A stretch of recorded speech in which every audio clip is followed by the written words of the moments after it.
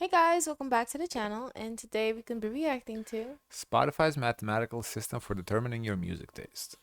At the time of writing this Ooh. video, Spotify has categorized 5,987 distinct genres of music, a number that has almost That's a certainly lot. increased by the time you're watching this now. But Unless you mine can always name makes all nearly sense. 6,000 of them, there's a pretty good chance you're a fan of a genre you haven't even heard of. Perhaps you enjoy gothabilly, neurostep, or blackened deathcore. You could be a listener of baps, bebop, or funk. But the fact of the matter is that you don't really need to know exactly what kind of music you like, because Spotify already has you all figured out.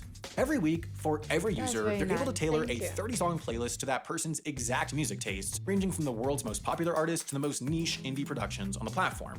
But have you ever wondered, I don't know though. I feel like it misses for me. It does? Yeah, I think because maybe I use it one time and it's just like, because for me, like I feel like it suggests like old music that I'm tired of. oh. You know, like stuff that I already listened to for years and years. I don't want to hear it again. So I do kind of feel like it misses. how? I mean, you probably have because that's why you clicked on this video. So But not always. Sometimes it is good. Yeah, it is. I'm not saying, but it's not like perfect. here's how. Spotify's recommendation system is composed of 3 different algorithms, which makes it 3 times better than one algorithm because of math. The first of these 3 actually has nothing to do with the music itself, and it's called collaborative filtering. This is basically the way that Netflix recommends new shows, by writing a 6,000-word end-user license agreement that gives them permission to record everything you do until you die or throw your phone into a volcano. Located in Spotify's giant matrix room, pictured here, they've stored a giant matrix. It's roughly 433 million rows by 80 million columns, indexing every single user and every single song on the platform and recording how often each person listens to each song.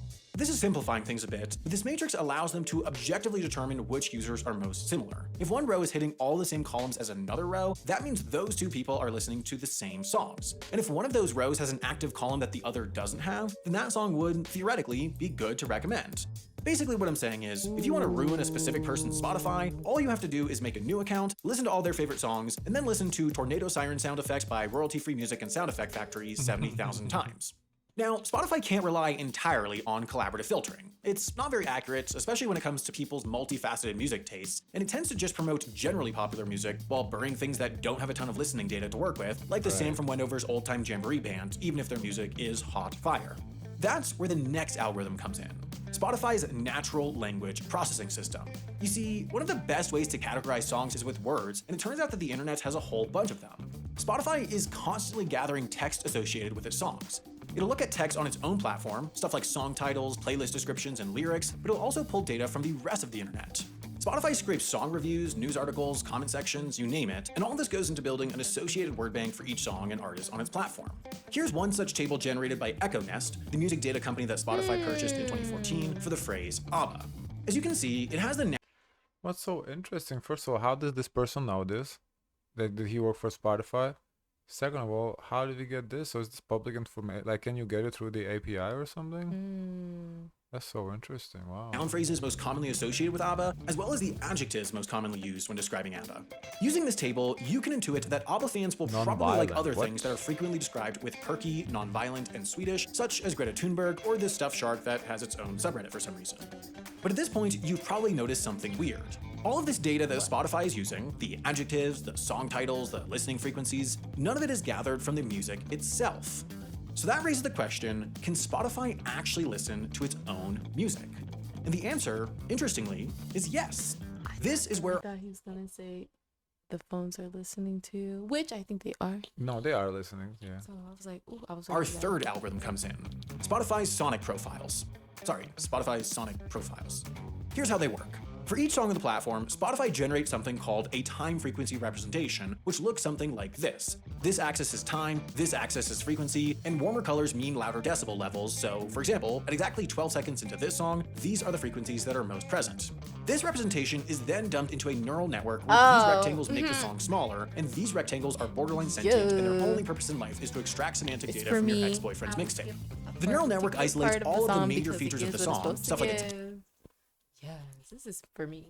It's always key, tempo, timbre, loudness, and time signature, and compares these qualities individually against other songs you like and other songs you haven't yes, because I heard. feel Then, like in tandem with I the get recommended like new songs I discover, like, oh my god, but because it fits the vibe that I like. is the vibe. Collaborative filtering system and natural language processing algorithm, these sonic profiles are used to precisely hone in on songs that are acoustically similar enough to the kind of music you already listen to, while also experimenting with one or two variables to avoid presenting you with anything too stale.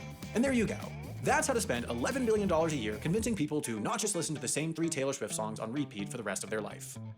Now, while it might be worth I shelling still out 10 listen bucks a to month, 3 like critical songs on So rotation. I guess at the end of the day, they take these 3 algorithms and whichever Yeah. songs are in like all of the 3 lists, they add them, or like maybe 2 out of 3 lists they recommended, something like that. I would think. for Robot to tell you what you like, I've got a better value But proposition for you, sometimes and it's a new called song Nebula. can slap. 3 years ago, my friends and I got together.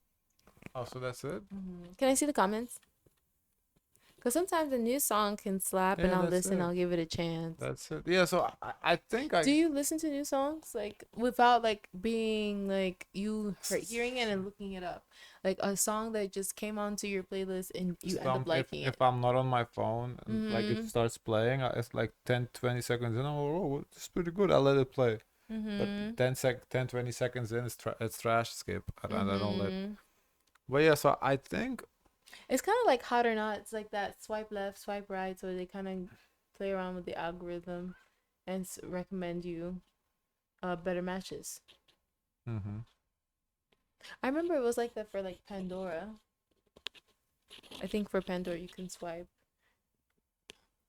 Pandora. Yeah. Yeah, it was You something. say I say I don't like this, and Yeah, it yeah, doesn't it was something like don't that. do Yeah, that anymore. it was. One time I did it to a song that I like, and I was dying You because never saw it again. no, I never saw it again, and I didn't took the name. I was like, which one? What was it?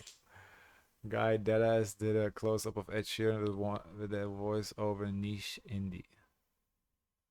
I really wish I could just see the genres directly. It baffles me that Spotify doesn't display the rest of the metadata.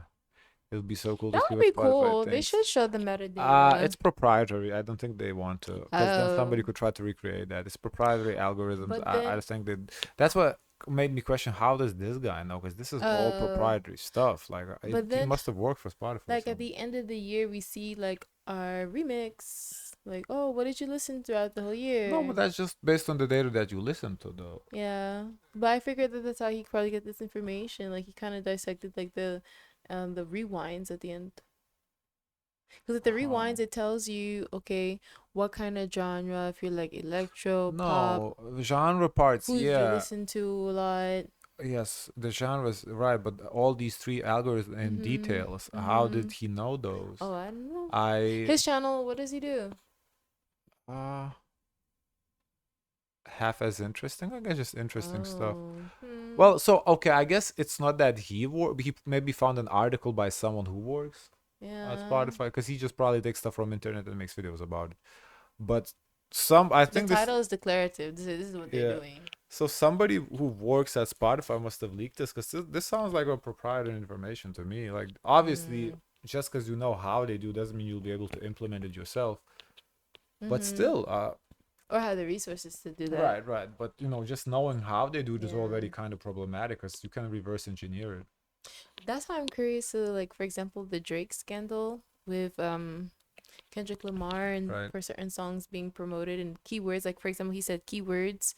Like there is a song, I guess, pedophile, the PDF file, and Mm-hmm. then it would recommend you to Drake's song, and that By was the the lyrics. yeah by the By the lyrics, lyrics. yeah. So I'm curious to know a little bit more of that. If there was a video to really dissect that, that'd be Mm-hmm. quite interesting. Okay. Guys, of course, let us know your thoughts. Don't forget to like, comment, and subscribe. Join the Discord. And as always, always, always, share as much kindness as possible.